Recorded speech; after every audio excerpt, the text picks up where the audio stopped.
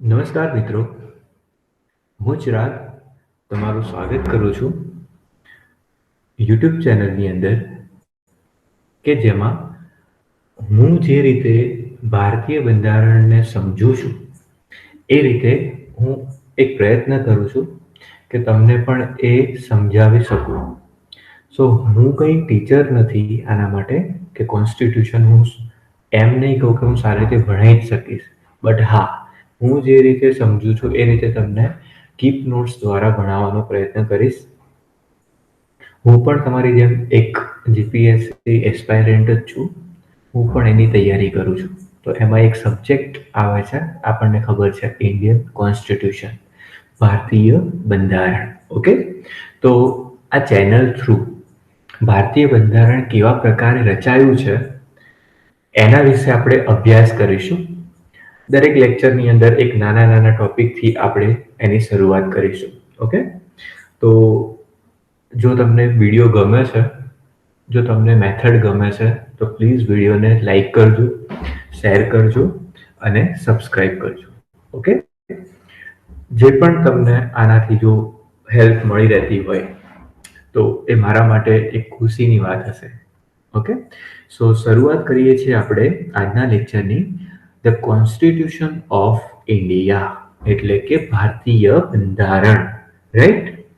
તો ભારતીય બંધારણની અંદર જો આપણે જોઈએ ઇન્ડિયન કોન્સ્ટિટ્યુશન, તો એમાં જે ભારતીય બંધારણ છે એ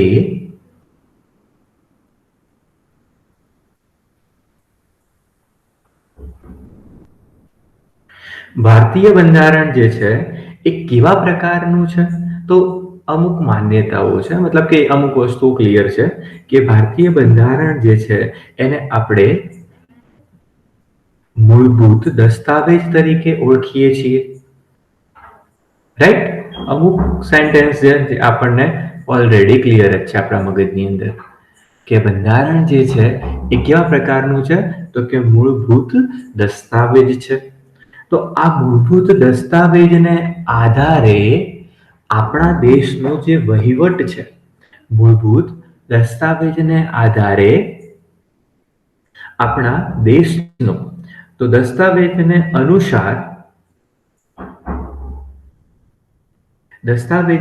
અનુસાર આપણી જે સરકાર છે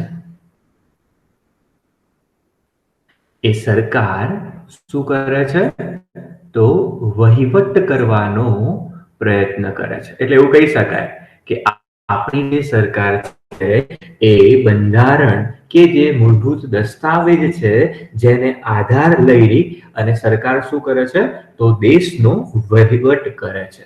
ઓકે, હવે જો વાત કરીએ કે આ જે બંધારણ છે, આ બંધારણ કેવા પ્રકારનું છે, તો ભારતીય બંધારણ જે છે એ આપણે એમ નોર્મલી જોઈએ કે બંધારણ જે હોય છે એ કાં તો લિખિત સ્વરૂપે જોવા મળે છે,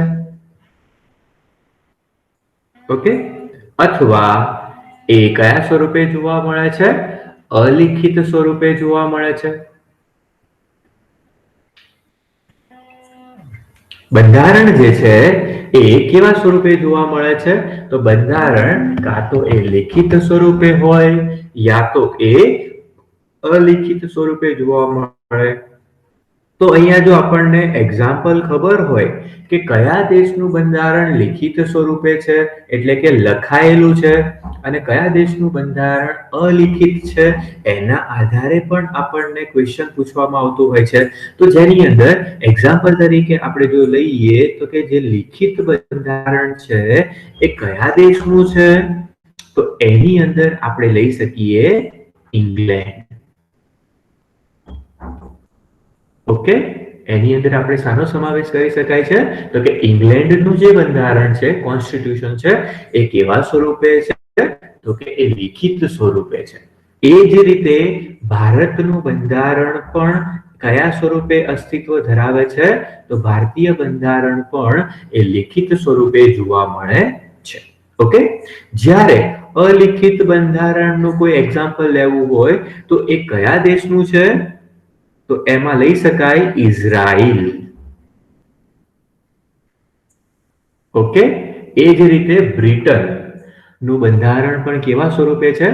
તો કે અલિખિત બંધારણ સ્વરૂપે જોવા મળે છે. તો ઇન્ડિયન કોન્સ્ટિટ્યુશનની આપણે જો વાત કરતા હોઈએ તો ભારતીય બંધારણ જે છે એ શું છે?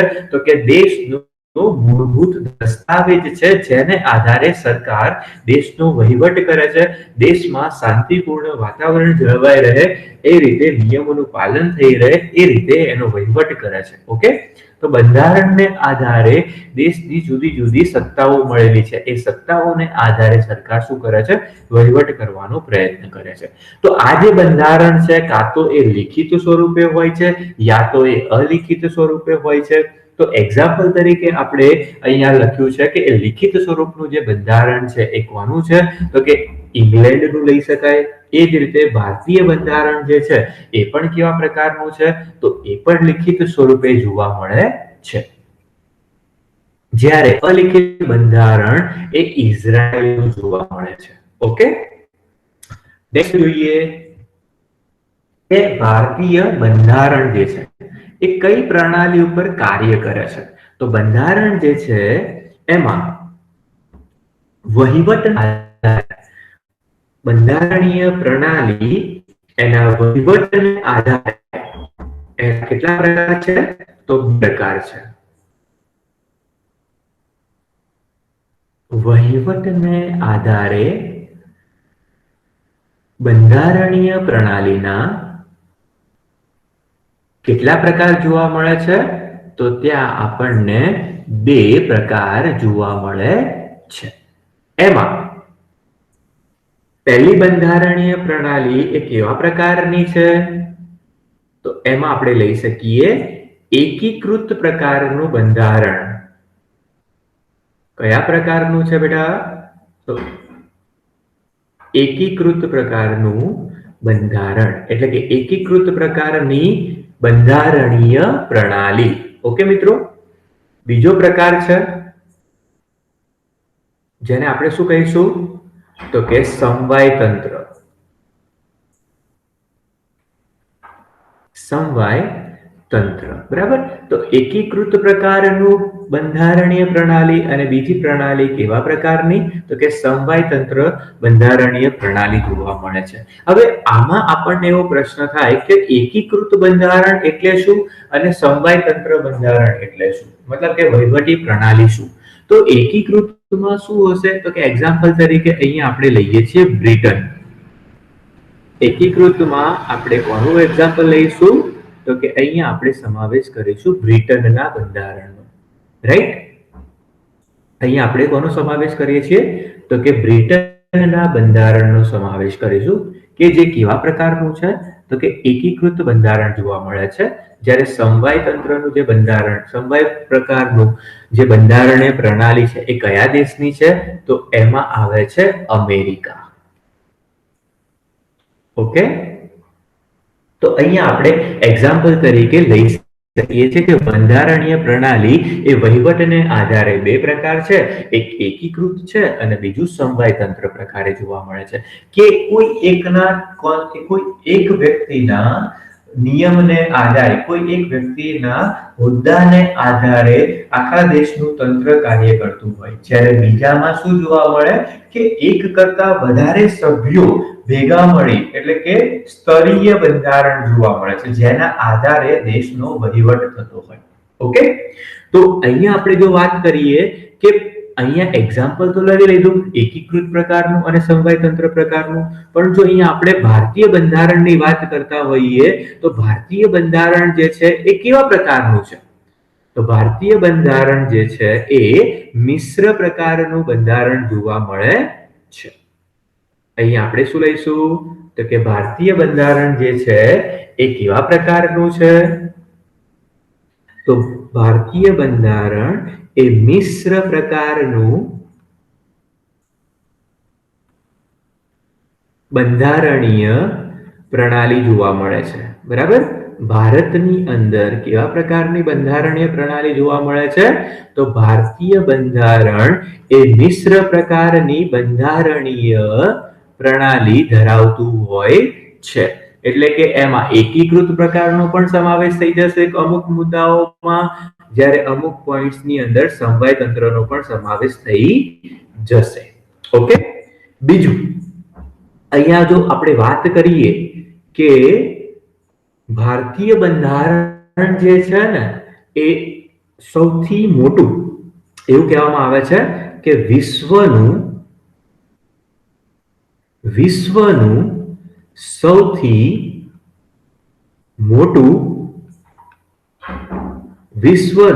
સૌથી મોટું અને હસ્તલિખિત બંધારણ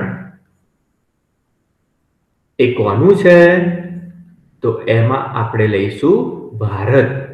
ઓકે, ભારતીય બંધારણ. ડન બેટા.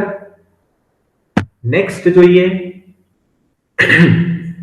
અહીંયા પોઈન્ટ્સ કરીને આપણે લખીશું, એટલે કે મેઇન પોઈન્ટ તરીકે આપણે અહીંયા લઈએ કે નોટ્સ કરીને. ઓકે, અથવા ફેક્ટ એ તમારી નોટબુકમાં તમારે નીચે લખી દેવાનું. ઓકે, જેમાં તમે લખીશો એની નોટ્સ બનાવશો એની અંદર. તો નોટ્સમાં આપણે લખીએ કે ફર્સ્ટ લિખિત બંધારણ, તમારે આનો જવાબ આપવાનો છે. ફર્સ્ટ લિખિત બંધારણ કયા દેશનું છે? તો ફર્સ્ટ લિખિત બંધારણ જે છે એ કયા દેશનું છે મિત્રો? તો એ છે ફ્રાન્સ. ઓકે, તો અહીંયા સુધી સમજણ પડે છે બધાને? અહીંયા સુધી સમજાય છે કે બંધારણીય પ્રણાલી એને આધારે ભારતીય બંધારણ કેવા પ્રકારનું છે? તો એ મિશ્ર પ્રકારની બંધારણીય પ્રણાલી ધરાવે છે, એટલે કે એમાં એકીકૃત અને સમવાય તંત્ર એમ બંનેનો સમાવેશ થઈ જતો હોય છે. ક્લિયર? અહીંયા સુધી સમજાય છે? નેક્સ્ટ પોઈન્ટમાં જોઈએ. નેક્સ્ટ પોઈન્ટ આપણે સમજીએ બંધારણ સભા. ઓકે, તો બંધારણ સભાની અંદર સૌપ્રથમ જો આપણે વાત કરીશું કે આ બંધારણ સભાનો ઉલ્લેખ ક્યારે કરવામાં આવ્યો, તો સૌપ્રથમ 1922 ની અંદર, સોરી 1922 ની અંદર, 1922 માં જ્યારે ભારતીય એટલે કે ભારત શાસન અધિનિયમ અંતર્ગત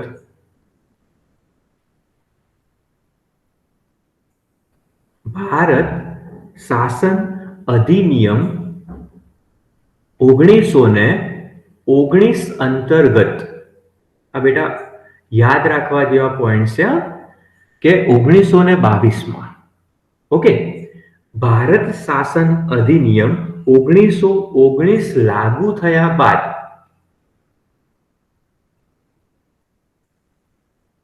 લાગુ થયા બાદ કોણે? તો મહાત્મા ગાંધી દ્વારા. કોના દ્વારા? તો બાપુ દ્વારા.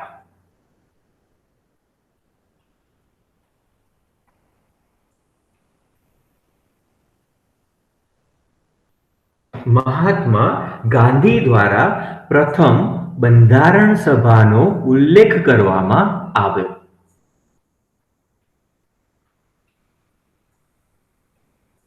બંધારણ સભાનો પ્રથમ ઉલ્લેખ ક્યારે? 1922 માં મહાત્મા ગાંધી દ્વારા ભારત શાસન અધિનિયમ 1919 લાગુ થયા બાદ આ ઉલ્લેખ થયો જોવા મળે છે. ઓકે, સેકન્ડ જોઈએ, એની અંદર જ આપણે વાત કરીશું. તો એના બાદ આ બંધારણ સભાનો પ્રથમ પ્રયાસ જોઈએ. જો અહીંયા શું કીધું? પ્રથમ ઉલ્લેખ, પરંતુ પ્રથમ પ્રયાસ ક્યારે થયો? તો એ 1928 ની અંદર પ્રથમ પ્રયાસ ક્યારે કરાવવામાં આવ્યો? તો 1928 ની અંદર. ક્યારે? તો મુંબઈ 1928 માં મુંબઈમાં સર્વદલીય સંમેલન, મુંબઈની અંદર સર્વદલીય સંમેલન રચાયું હતું. આ સર્વદલીય સંમેલન કોના દ્વારા રચવામાં આવ્યું હતું? તો એ મોતીલાલ નહેરુની અધ્યક્ષતામાં મોતીલાલ નહેરુ મોતીલાલ નહેરુની અધ્યક્ષતામાં આ જે સંમેલન છે સર્વદલીય સંમેલન, ઓકે, જેની હેઠળ મોતીલાલ નહેરુની અધ્યક્ષતા હેઠળ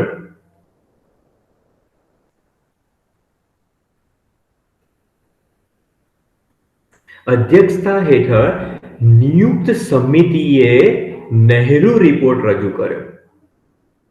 અધ્યક્ષતા હેઠળ જે સમિતિ રચવામાં આવી હતી એમણે શું રજૂ કર્યું? તો એમણે એક રિપોર્ટ રજૂ કર્યો જેને કહેવામાં આવે છે નહેરુ રિપોર્ટ. ઓકે, આ નહેરુ રિપોર્ટ દ્વારા સૌપ્રથમ પ્રયાસ કરવામાં આવ્યો હતો શાનો?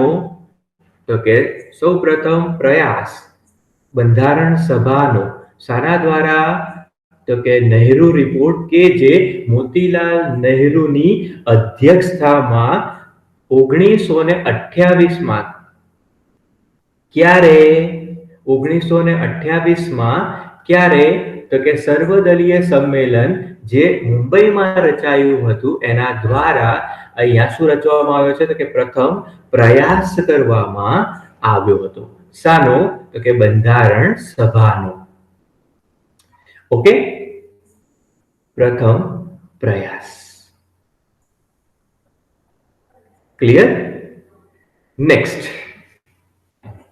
હવે શું કહે છે કે આ પ્રથમ પ્રયાસ તો ચલો થઈ ગયો અહીંયા. તો એ પ્રથમ પ્રયાસ જે થયો એના આધારે જે બંધારણ સભાનો વિચાર છે, એટલે કે બંધારણ સભાના વિચારને ઔપચારિક રૂપથી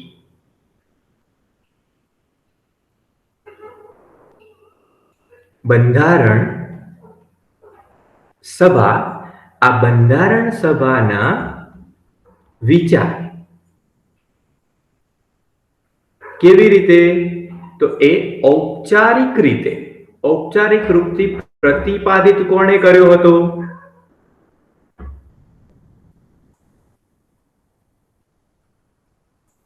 ઔપચારિક રૂપથી પ્રતિપાદિત કોના દ્વારા કરવામાં આવ્યો? તો ત્યાં આપણે લઈ શકીએ છીએ M.N. રોય. કોણે?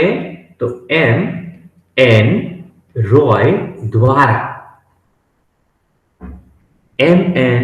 રોય દ્વારા બંધારણ સભાના વિચારને ઔપચારિક રૂપથી પ્રતિપાદિત કરવામાં આવ્યો. આ M.N. રોય દ્વારા કોંગ્રેસ કારોબારીએ, એટલે કે M.N. રોય જે હતા એ કોંગ્રેસ કારોબારી હતા જેમણે સૌપ્રથમ 1934માં ક્યારે? તો કે 1934 ની અંદર બંધારણ સભા રચવાની માંગ કરી. 1934માં, બેટા સાલ યાદ રાખજો. ઓકે મિત્રો, શું કહે છે કે 1934માં એમણે શું કર્યું? તો 1934માં બંધારણ સભા રચવાની માંગ કરી.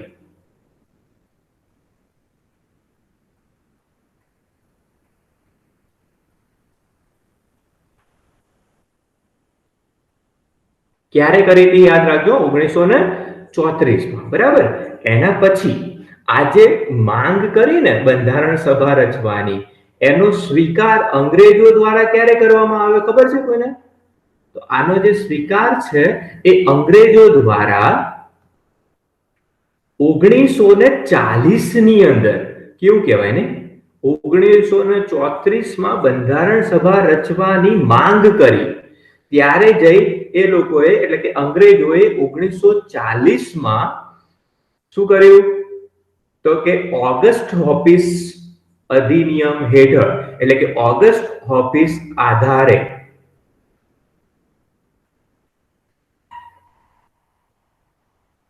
ઓગસ્ટ હોપીસ હેઠળ અંગ્રેજ સરકારે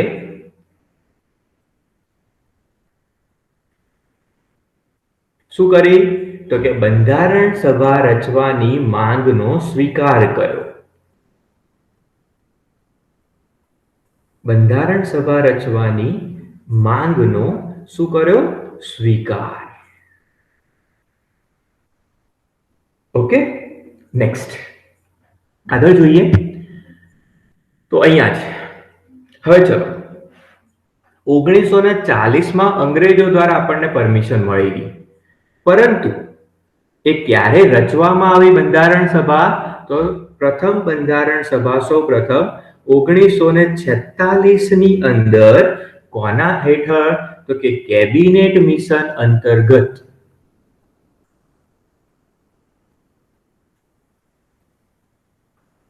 કેબિનેટ મિશન અંતર્ગત બંધારણ સભાની શું થઈ? રચના. કેબિનેટ મિશન અંતર્ગત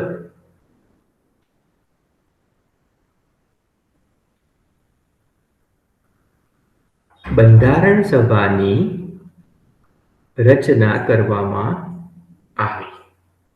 ક્લિયર? અહીંયા સુધી સમજાય છે બધાને? ઓકે, અહીંયા સુધી રેડી છે ને?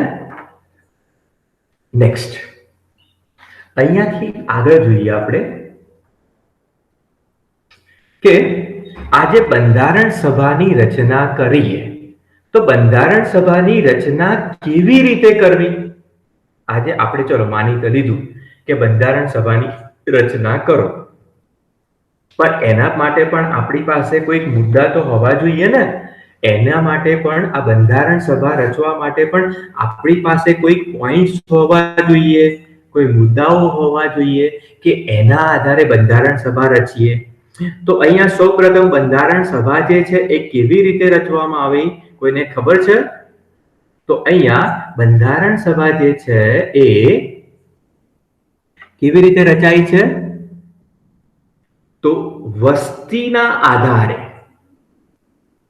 શું કહીએ છીએ મિત્રો? વસ્તીના આધારે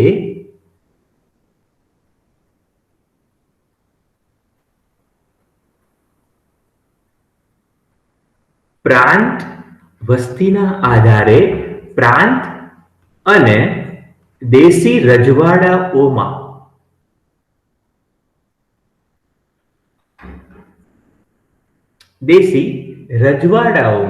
શું કરવામાં આવી? તો કે પ્રાંતીય અને દેશી રજવાડાઓ હેઠળ, દેશી રજવાડાઓના અંતર્ગત બંધારણ સભાની બેઠકોની રચના કરવામાં આવી.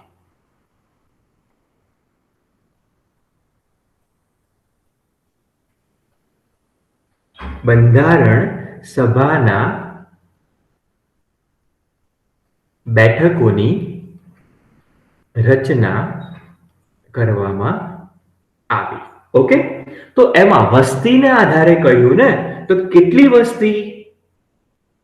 તો અહીંયા વસ્તીને આધારે જો જોઈએ તો 10 લાખ વસ્તીએ દર 10 લાખ વસ્તીએ એક બેઠક.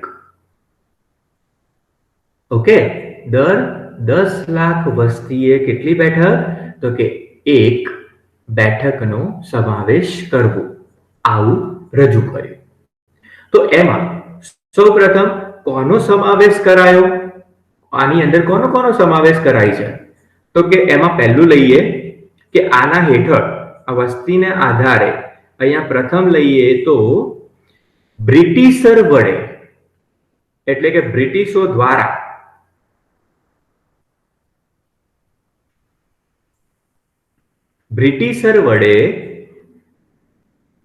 પ્રત્યક્ષ શાસિત પ્રાંતોમાંથી,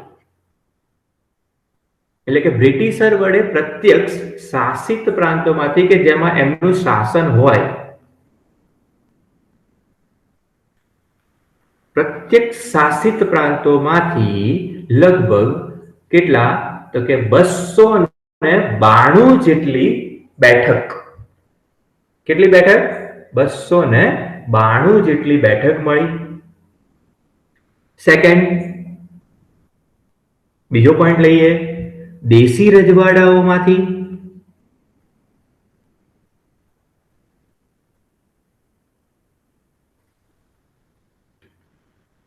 દેશી રજવાડાઓમાંથી કેટલી બેઠક? તો એમાંથી 93 બેઠક. ઓકે, નેક્સ્ટ, કમિશનર પ્રાંતોમાંથી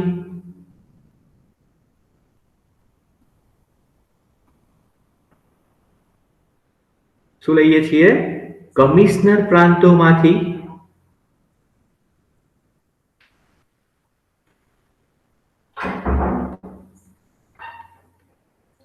કેટલી બેઠક લેવામાં આવી? તો કે 4. તો અહીંયા કુલ વાત કરીએ, જો અહીંયા કુલ વાત કરીએ તો કેટલી બેઠક થશે? તો ટોટલ 389 બેઠકો. કુલ બેઠકો કેટલી જોવા મળી? 389. તો મારી સાથે રિપીટ કરો મિત્રો કે દર 10 લાખ વસ્તીએ એક બેઠક હોય, બરાબર? તો 3 મુદ્દા અહીંયા રજૂ કર્યા કે બ્રિટિશર વડે પ્રત્યક્ષ શાસિત પ્રાંતોમાંથી 292 બેઠક લીધી, દેશી રજવાડાઓમાંથી 93 બેઠકો લીધી, કમિશનર પ્રાંતોમાંથી 4 બેઠકો લીધી. એમ કુલ 389 બેઠકોનો સમાવેશ કરવામાં આવ્યો. ઓકે, હવે આમાંથી આપણે ફેક્ટ પોઈન્ટ લેવા હોય તો શું લઈ શકીએ કે સૌથી વધુ સભ્યો કયા પ્રાંતમાંથી?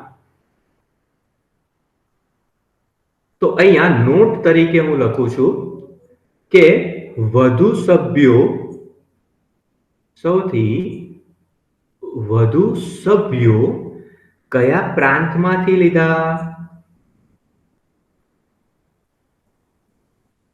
તો એમાં સંયુક્ત પ્રાંતનો સમાવેશ થાય.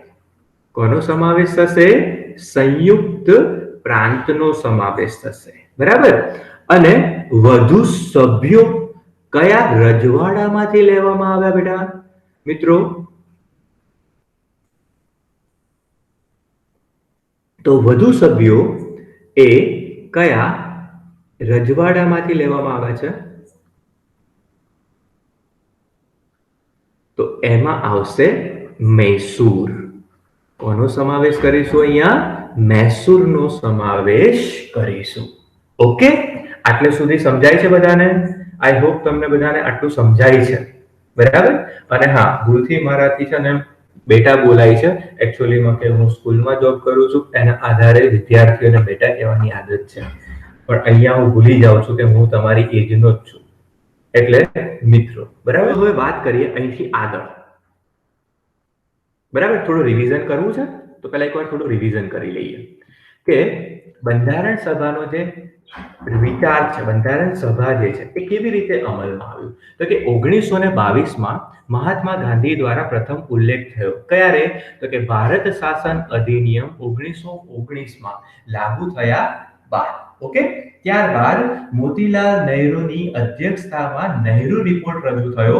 એમાં પ્રથમ પ્રયાસ થયો શાનો? બંધારણ સભા રચવાનો. ઓકે, ક્યારે? 1928માં મુંબઈની અંદર સર્વદલીય સંમેલન રચાયું હતું. એના અધ્યક્ષ કોણ હતા? મોતીલાલ નહેરુ.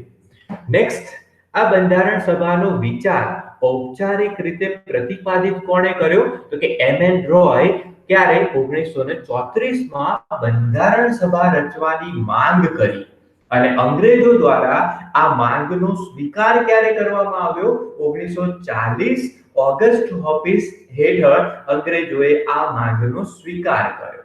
ઓકે, જ્યારે એ બંધારણ સભા રચાઈ ક્યારે? તો કે 1946માં કેબિનેટ મિશન અંતર્ગત બંધારણ સભાની રચના કરી. તો આ રચના શાને આધારે થઈ? તો કે વસ્તીને આધારે પ્રાંત અને દેશી રજવાડાઓમાં બંધારણ સભાના બેઠકોની રચના કરવામાં આવી. એમાં 10 લાખ વસ્તીએ એવું નક્કી કર્યું કે એક બેઠક રાખવી, જેમાં બ્રિટિશર વડે પ્રત્યક્ષ શાસિત પ્રાંતોમાંથી 292 બેઠકો થઈ, દેશી રજવાડાઓમાંથી 93 બેઠકો આવી અને કમિશનર પ્રાંતોમાંથી 4 બેઠકોનો સમાવેશ થયો. એમ કુલ 389 બેઠકો રચાઈ. એમાં આપણે એવો પ્રશ્ન પૂછી શકીએ કે સૌથી વધુ સભ્યો કયા પ્રાંતમાંથી લેવામાં આવ્યા? તો કે સંયુક્ત પ્રાંતમાંથી. જ્યારે સૌથી વધુ સભ્યો કયા રજવાડામાંથી લેવામાં આવે છે? તો એની અંદર આવશે મૈસૂર. ઓકે, હવે આગળ વધીએ કે આ બંધારણની જે બેઠક છે એટલે કે સભા છે એના આધારે શું થયું તો કે 3 જૂન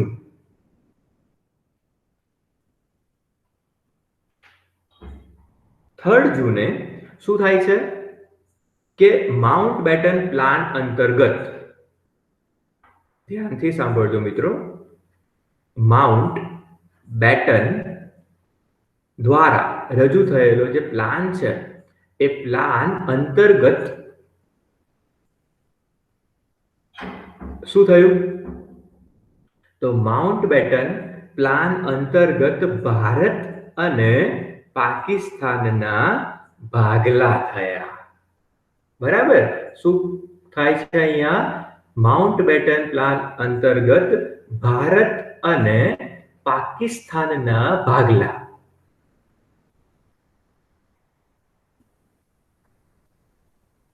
ક્લિયર તો આ ભાગલા હેઠળ શું થયું કે આપણી જે બંધારણ સભા હતી આ બંધારણ સભાના કુલ સભ્યો બંધારણ સભા એમાં કુલ સભ્યો કેટલા હતા મિત્રો તો કુલ સભ્યો હતા 389 ઓકે આ 389 માંથી જ્યારે ભારત અને પાકિસ્તાનના ભાગલા થયા એ દરમિયાન આમાંથી આ જે સભ્ય સંખ્યા જે બેઠકોની જે સંખ્યા હતી એ 389 થી ઘટી 389 થી એ બેઠકો ઘટી અને કેટલી થઈ ગઈ 299 કેટલી થાય છે 299 બેઠકો ત્યાં રહી જાય છે બરાબર એટલે કે 100 બેઠકો ત્યાંથી શું થઈ જાય છે દૂર થઈ જાય છે 389 માંથી અને એમાંથી આ જે 299 બેઠકો હતી જે રહી હતી એમાંથી કેટલી ખબર છે 284 જેટલા 284 જે બેઠક ઉપર સભ્યો હતા એ સભ્યો હાજર જોવા મળ્યા એટલે કે હાજર રહ્યા એ વખતે બરાબર તો ફરીથી જોઈ લઈએ કે 3 જૂન માઉન્ટ બેટન પ્લાન અંતર્ગત ભારત અને પાકિસ્તાનના ભાગલા જેમાં બંધારણની કુલ બેઠકો હતી 389 એમાંથી ઘટી અને કેટલી થઈ ગઈ તો 299 અને એ 299 બેઠકોમાંથી એ દિવસે એટલે કે જે દિવસે બંધારણ ઉપર હસ્તાક્ષર કરવાના હતા એ વખતે એ સભ્યોની જે સંખ્યા હતી એ કેટલી જોવા મળી તો કે 284 સભ્યો હાજર રહ્યા ઓકે અને એ ક્યારે તો કે 26 નવેમ્બરના રોજ 26 નવેમ્બર 1949 ના રોજ બંધારણ ઉપર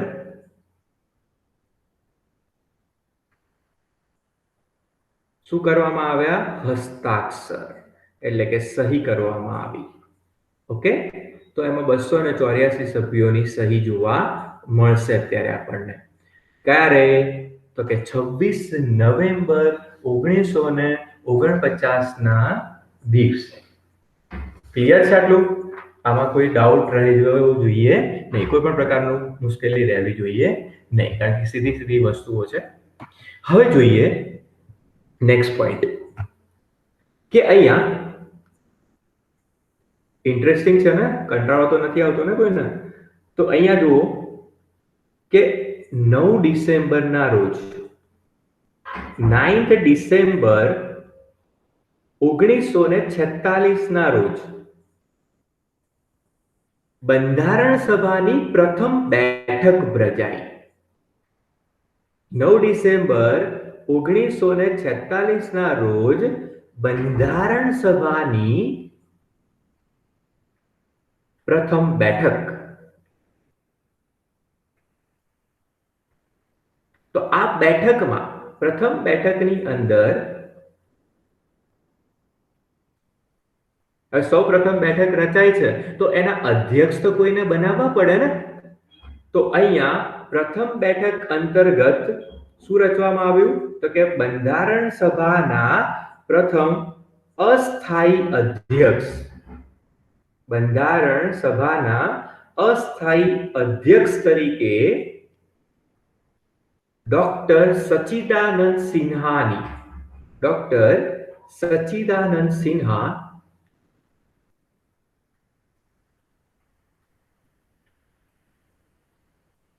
એમની શું કરવામાં આવી? વરણી કરવામાં આવી, એમની નિયુક્તિ કરવામાં આવી. ઓકે, હવે 9 ડિસેમ્બર 1946 ના રોજ પ્રથમ બેઠક ભેગી થઈ. એમાં પ્રથમ અસ્થાયી અધ્યક્ષ તરીકે ડોક્ટર સચ્ચિદાનંદ સિન્હાની પસંદગી કરવામાં આવી. એના 2 દિવસ બાદ એટલે કે 11 ડિસેમ્બરના રોજ 11 ડિસેમ્બર 1946 ના રોજ શું થાય છે? તો કે બંધારણ સભાની બીજી બેઠક રચાય છે.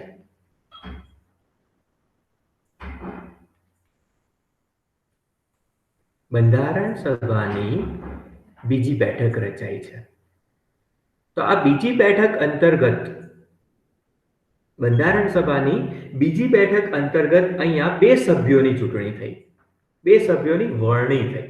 એમાં અસ્થાયી અધ્યક્ષને હટાવી અને ત્યાં બંધારણ સભાના સ્થાયી અધ્યક્ષ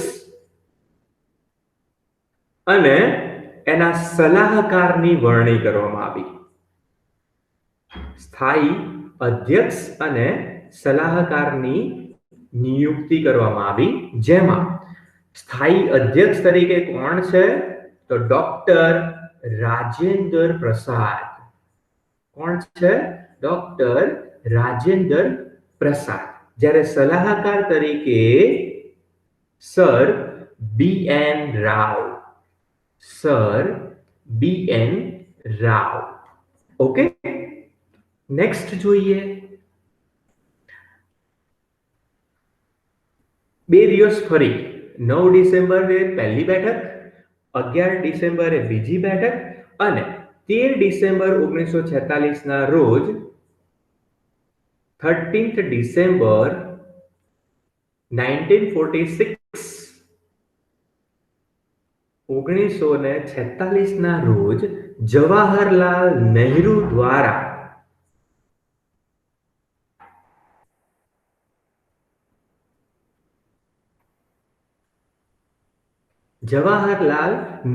દ્વારા બંધારણનો ઉદ્દેશ્ય પ્રસ્તાવ રજૂ થયો. જવાહરલાલ નહેરુ દ્વારા શું રજૂ કરવામાં આવ્યું? તો કે બંધારણનો ઉદ્દેશ્ય પ્રસ્તાવ.